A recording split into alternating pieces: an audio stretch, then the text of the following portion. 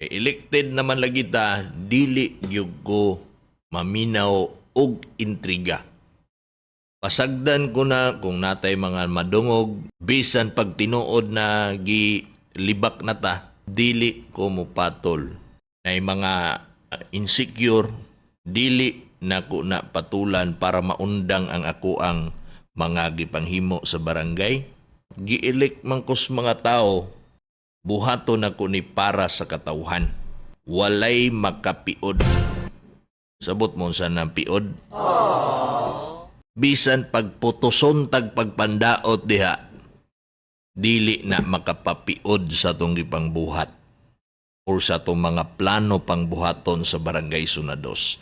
Di na makapahunong sa kung pagpanghinlo aning barangay zonto.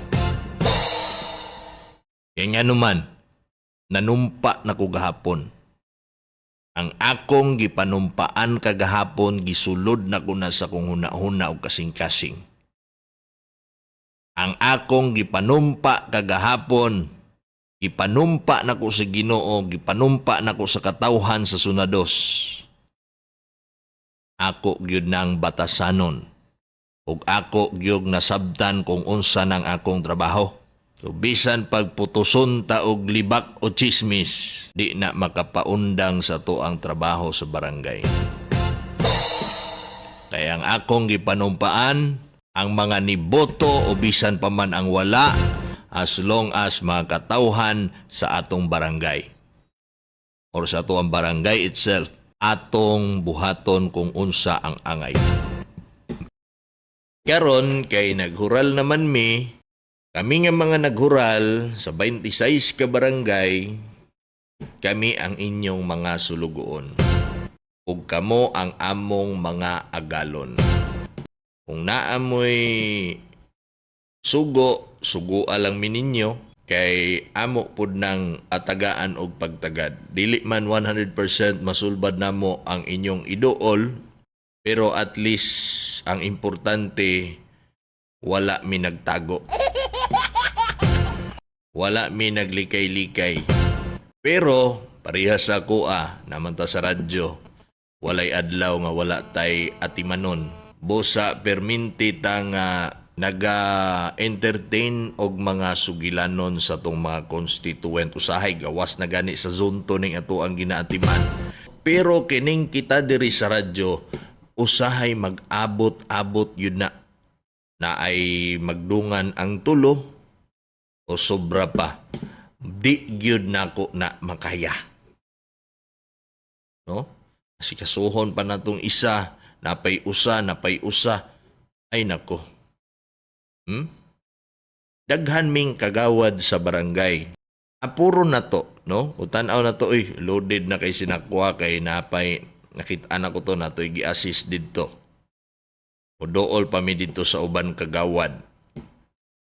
Sulayan na mo ni kay bag-o ni si Manny Havillana.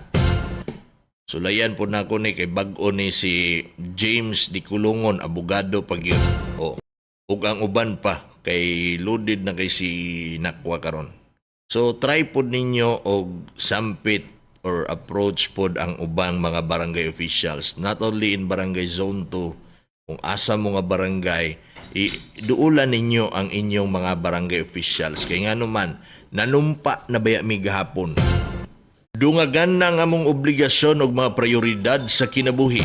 Ang among priority sa among pamilya, nadungagan na ang priority kining among duties and responsibilities as barangay official. Okay? Pero ayaw pud mugduol namo kung ang problema personal, example, bill sa kuryente. Nakasulay na ba mi anak din sa Charm? Abi man namo kung saan nga hospital. DWD man Unsa man nga hospital? DWD hospital, ha? Digos Water District yay. Pero kanang hospital bill, dili pod kami, syempre no, di man kami ang mo kuot, wa man mi makuot anang mga ingon ana. Wa may budget ning barangay in town. Ang naay budget gyud kanang mga city councilor. Kay kanang mga kagawad sa syudad, no, kay nana sila ginatawag og CDF, City Development Fund na kada tuig is 3 million ambot og nisaka na ba ng ilahang pondo matag city councilor. So og kinuotay lang sila mo inay makuot. So kami kay kagawad man lang ta sa barangay, ang atong matabang diha is to assist you didto sa mga ahensya sa gobyerno nga asa na to na pwedeng madangop. So maunay atong buhaton. Pero again, kung kang nakuha lang tanan mo dool, di yun ako na kaya kung magdungan. Isa-isa lang, ana. Kaya kay na. Usa karong adlaw, usa ugma. Problema magdungan lagi, tagtulo, tag-upat, tag-lima, di makaya na. Ang problema karon nato mga kahugpong, kay wala pay lingap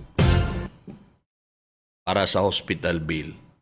Burial assistance nato na ana. Pero sa mga hospital bill, sa mga reseta, wala pagyud ta ana. Nagpaabot pa ko og signal na ana ang budget na download na, diha na ta mo dawat og mga manginahanglan og tabang alalay sa ilang mga hospital bills, mga panglaboratory, mga reseta, kaysa burial assistance na anata ana sa lingap, pwede na ta makadangop.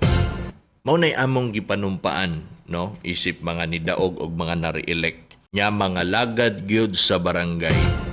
Naami mga plano kung unsa tong wala nato natagamtaman karon as elected barangay official ta, no, gitagaan ta og kanang overwhelming suporta sa mga taga Zone 2 which is nag-number 1 jud in taon ta. Naapod tay mga bag-o. Ako makonsider man ko as bag-o nga na-elect yun, no? Of course, suporta sa tanang mga kagawad og sa atong bag-ong kapitan. Magbuhat mi og mga parehas karong Pasko na ay dance Zumba competition. Kanang sa hinay-hinay na ay mga bag-ong mga aktibidades. Pero dili pa ni final ha, kay amo pa ning gisabutan. Wala pa man yun mi nag-meeting para i-finalize ning Zumba competition para sa Pasko. Labi na nga og ni kagawad Haviliana pa ako'y papremyohon sa first prize. Naunsa ka din ha kagawad Manny? Ha? Ikaw mo'y nay Manny sa pangalan o niya ako'y imuhang niya 5,000 dako kaayo. Kaya ako suporta man ko ng inyong plano ni kagawad attorney pagyod, no, James Di Kulungon. Ikaw mo'y kuha na sponsor sa first prize. Second prize si Di Kulungon, third na si Nakwa. Ana ba? Makadugang man na sa mga kalihukan. Mamanggod na'y gipangita sa mga katauhan. Not only in Barangay Zone 2, kundi sa uban pa nga mga barangay nga murag na pag-iwanan ng panahon. Mingaw pas na nga matay. Dapat may sigla ang gabi, ang lahat ay masaya. Kay sigla ng gabi dahil. Maunay amo ang naplanuhan nga I believe nga mahimo kining malampuson kay bag-o pod ang atong kapitan. Tulomi bag-o nga mga kagawad. Nya kanang mga daan, nya mga apelyido nga mga kauban na mo sa Zone 2, I believe, I'm pretty sure nga mo support pod sila ana kay mao bitaw ganing gipili ming tanan sa mga tao tungod kay nasayod sila nga mas deserving ning mga barangay officials. So nagbuhat og mga something new. Muhimo tag mga bag-o nga mga inisyatibo sa atong barangay Sunados. Makatabang pag-uswag, makahatag og kabibo sa atong barangay. Labi na ang dekalidad nga serbisyo didha sa barangay Zone 2. Ron Dakbayan.